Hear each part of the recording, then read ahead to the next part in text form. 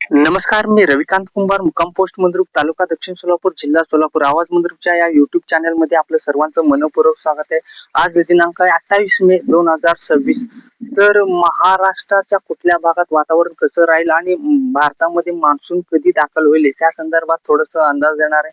पहिला आपण महाराष्ट्रातील काही जिल्ह्यांची नावे घेऊ शकतो की येणाऱ्या 72 तासामध्ये या भागामध्ये हलका ते मध्यम वादळी वाऱ्यासह तर काही भागात मुसळधार पाऊस होऊ शकतो असा एक अंदाज आहे. पहिला आपण संपूर्ण कोकण किनारपट्टी आहे या भागामध्ये येणाऱ्या 72 तासामध्ये वादळी वाऱ्यासह हलका ते मध्यम मेघगर्जनासह पाऊस होऊ शकतो असा एक अंदाज आहे.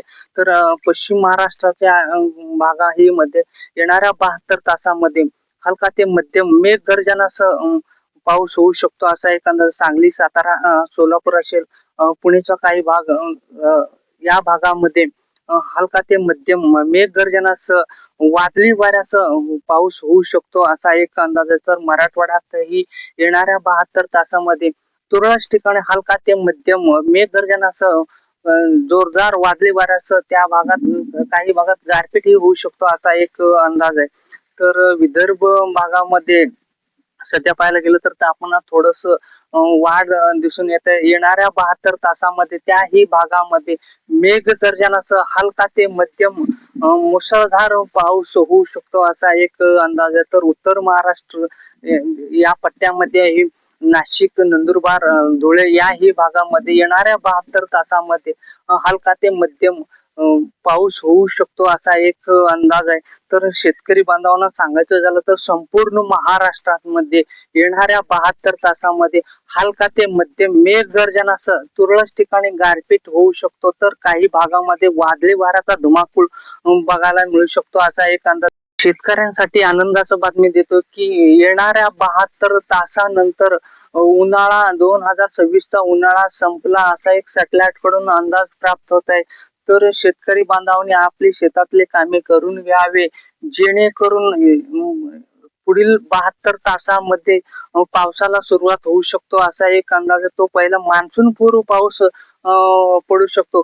तर आपण काही दिवसापासून एक अंदाजावर ठाम आहे की अंदमान निकोबार बेट पाशी जे मान्सून सक्रिय होण्याचा आम्ही तारीख दिला होता तो 24 मे असा एक अंदाज दिला होता. 24 मे पासून अंदमान निकोबार बेट पाशी मुसळधार पावसाला सुरुवात झाल्याचा एक सॅटेलाइट कडून अंदाज आहे. तो अरबी समुद्रात थोडस व्यापून गेला आहे. तर बंगालच्या उपसागरात कमी दाबाचे पट्टे निर्माण होऊ शकतात. तो केरळच्या भागात 3 जूनच्या आसपास दाखल होऊ शकतो असा एक अंदाज. 4 जूनला केरळच्या भागात मुसळधार पाऊस पडू शकतात असा एक अंदाज आहे.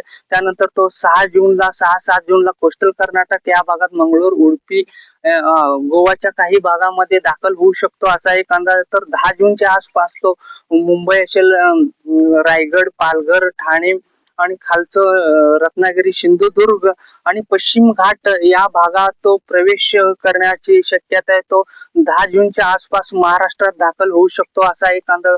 त्यानंतर 1 ते 2 दिवसात तो सोलापूर जिल्हा असेल, लातूर, धाराशिव या भागामध्ये दाखल होऊ शकतो असा एक अंदाज आहे. तर शेतकऱ्यांपर्यंत सटीक आणि अचूक अंदाज देण्याचा प्रयत्न करत मी एक तुमच्यासारखा एक शेतकरी आहे.